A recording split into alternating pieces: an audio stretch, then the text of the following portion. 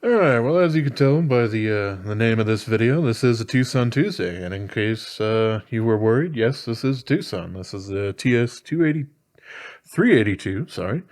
This is a Max Tkachuk design, and it might rival the Spyderco Matriarch 2 for being maybe one of the most ugly knives out there. And here we go. Yeah, this giant hole here is, as far as I'm concerned, it is quite a bit of an eyesore. Seeing it on his Instagram page, I guess it is kind of designed if you want to loop your index finger around and kind of shows poking it at the air, which to me seems kind of like it's a bad idea in general. Like if you're trying to cut back here, your finger's going to have problems. If you stab through something to that point, you're actually going to trap your finger into the handle of the blade. So, yeah, I don't quite understand it. But other than that, if you're looking at the blade, this is a very nicely implemented leaf-shaped blade. Something that I've definitely sung my praises of for a Spyderco Manix 2. This is the Manix 2 XL here. But yes, I very much do like leaf-shaped blades. This is also kind of like a taller version of the Spyderco Native Chief. Something that I don't pull out all that often at this point. But yeah, still very, very much a leaf-shaped blade, but quite a bit taller than this thing, obviously. I don't know why these things don't have a boy dent like the Enduras and everything do. Not sure exactly why that is. But anyway, yes, back to this particular knife. This is a titanium frame lock flipper. We have some carbon fiber inlays on both sides here. And we do have a pocket clip, which has a ceramic ball, a lot like the Night Morning Design 273. Which that makes it a fairly easy in and out of the pocket there. And you can also see that the thing is mounted from the inside there, so we don't have an extra screw set right there. So that's kind of interesting. It is primarily a front flipper, and works quite well that way. I cannot, for the life of me, roll this thing open, and my finger's not really on the lock bar here. It's just me trying to push it around is actually pushing it up that way, so it's increasing the lock bar tension there. But yeah, I can easily Spidey flick the thing out there, so that works out quite well. What can I say? This handle is actually very, very nicely done. I can choke back here and quite comfortable.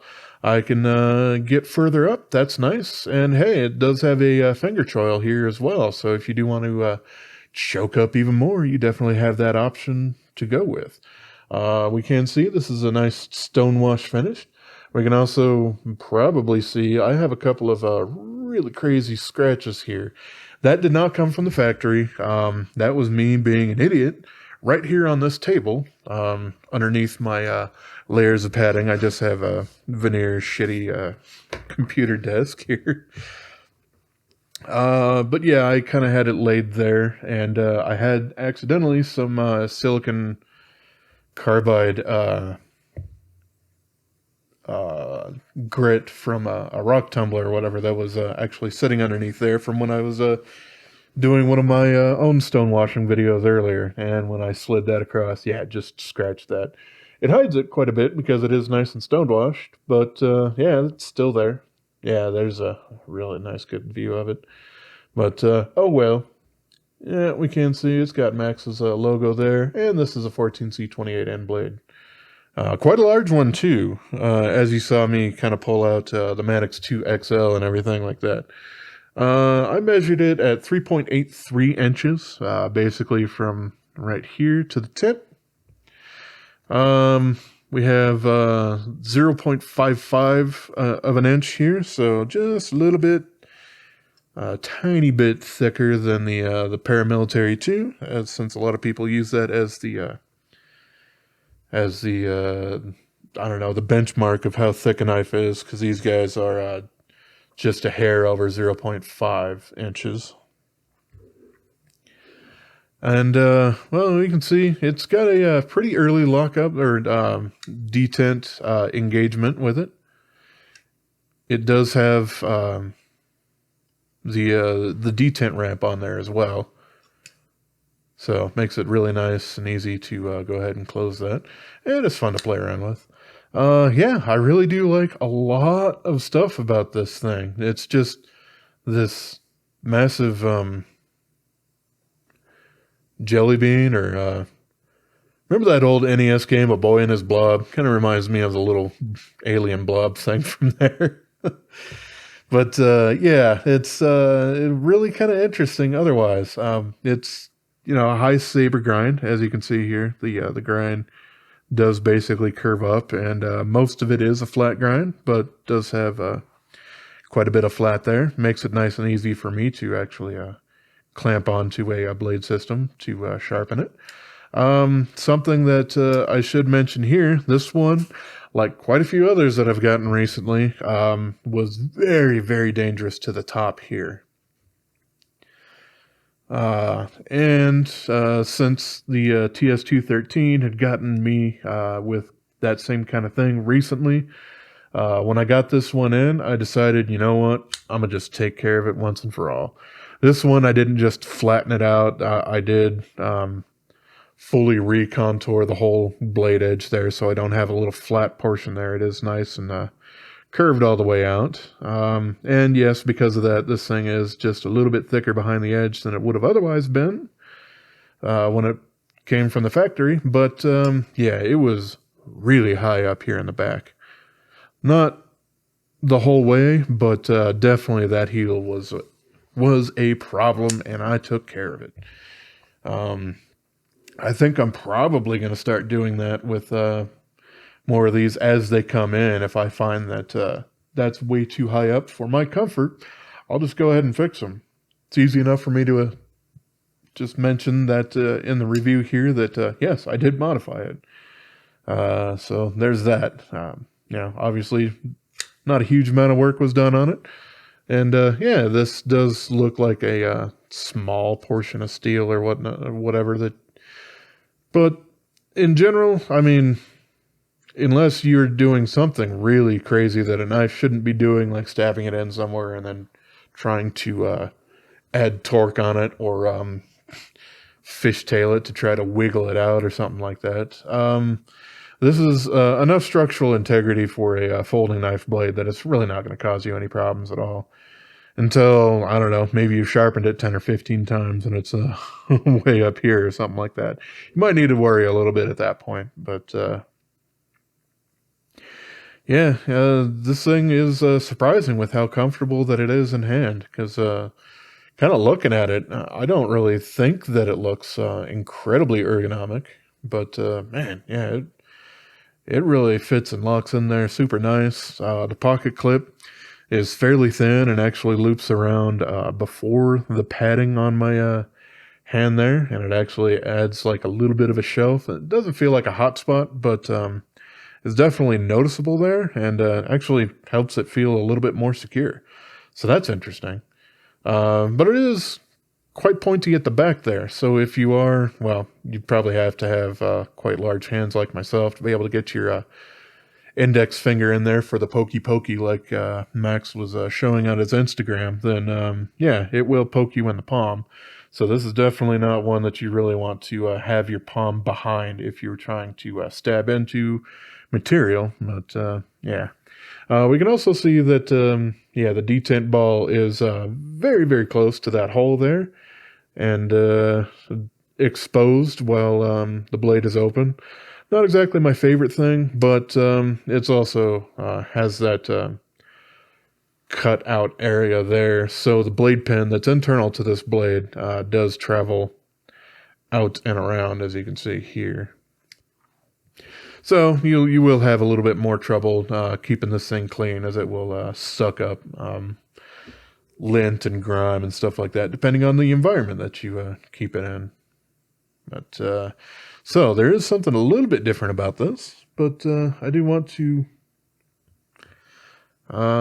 take it apart to be able to show some of that stuff. But before I do that, I will do some size comparisons with a little bit more normal knives, I guess. There's the Spyderco PM2 and the Endura 4. Why not? That's a fairly large knife.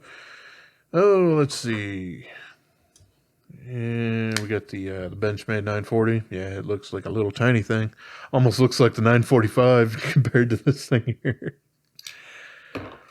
Let's see. We'll go ahead and use the Rat number 1. That seems to be a fairly decent analog, looks like, to both the blade and handle length on this thing. And, yep, Kalashnikov 74. Let's see. And because I feels fairly stupid, yeah, here's the the Kalashnikov 74 XXL, which is ridiculous because it's a 5.5-inch knife. But yeah, it fills me with joy to bust that thing out from time to time.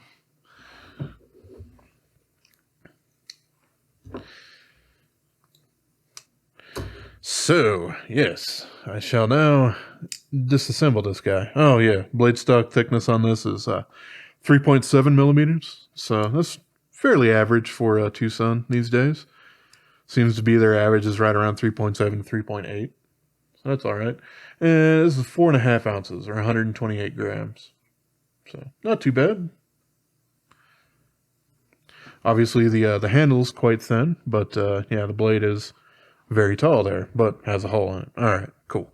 So, yes, taking this thing apart, the first thing that I would point out is that this right here, the back spacer screw, it isn't your standard construction there that TwoSun usually does.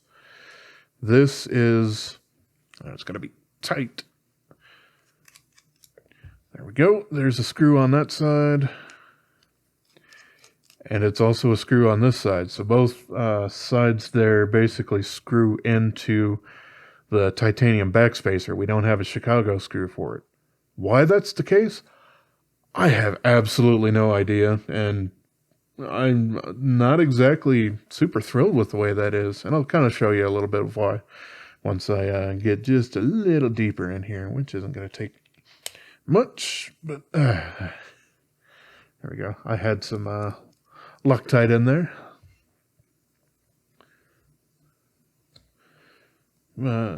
Okay, yes.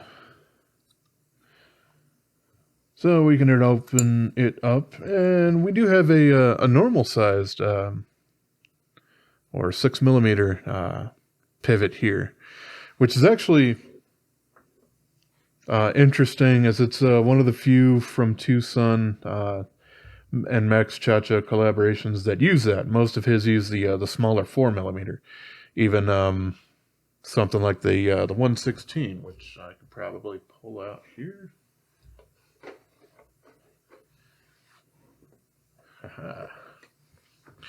Yeah, even this enormous thing still uses that 4 millimeter thing, but this one uses their standard 6. So there is that.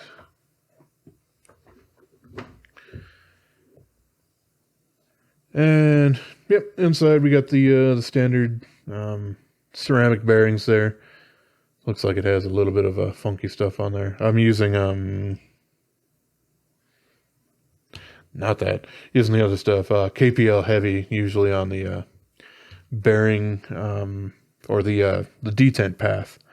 But since this one is exposed a little bit, yeah, it can end up pulling a little bit of that in. So that's kind of what's happened there. No skeletonization on the inside of this thing because it's, it already has that on the other side for the contouring and the carbon fiber scales there. What does worry me about those screws is that it is screwing into a piece of titanium. And, well, titanium is nowhere near as hard and rigid as hardened steel is. And I haven't had problems yet with any titanium. I've definitely had problems with companies deciding, well, we'll just go ahead and thread an aluminum piece like a backspacer or something like that. And that is supremely easy to strip the screws, strip the threads out of here on, because you have hardened steel screws on there that are harder than the stuff that it's going into. Like I said, I haven't had problems with this particular type of thing yet. But at the same time, I don't know necessarily why they decided to go this route rather than just their standard Chicago screw and screw it in from one side. I don't know necessarily why that's changed. But it is, and I figured I would point that out, so I have. This pivot is using the full slotted D shape to it. Nothing particularly interesting about that, other than I figured I would mention it. It's only D-shaped for the hole on the liner lock side, so this side doesn't matter. It can turn any way that you want it, which that's the only way that you actually want it. But yeah, as I said earlier, we got the stop pin located on the blade there. And pretty easy to put this guy back together, except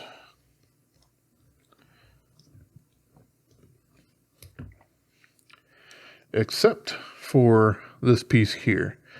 And I have struggled a little bit to get it back together correctly. You really need to wrench down on them to be able to make sure that both sides are actually tightened correctly, because if not, then this piece feels loose, and you can kind of I've noticed it basically where I thought I got it perfectly fine, get it all back together and then flip it open, and that jarring, yep, you can see, isn't quite enough to actually have it perfectly tightened. So it does take a little bit more finessing to get it back together correctly. And hopefully you don't round off your your tool too much there, because you do need to apply a lot of torque to it. But yeah, so it is a little bit different to put this guy back together than some of the others. But, once it is all back together, it is very, very secure, so you really don't have any worries really about those things coming loose. But I suppose you could also throw some thread locker on there if you feel like it. If that makes you sleep better at night, then definitely go for it. But, yep. Yeah, I really, really like everything about this knife, except for this magnificent hole in the middle of it, and possibly just the way that they've threaded into titanium itself rather than using a Chicago screw. But otherwise, I really do like a whole bunch about this knife. The handle is really, really comfortable and nice and contoured without being super tall, but still feels very, very nice and secure in the hand. And it does have a full gigantic, genuine leaf-shaped blade that works really, really well as such.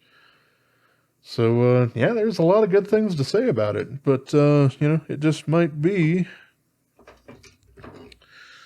another one of those boogeymen that a lot of people are really against the look of. And, I really don't blame you for it.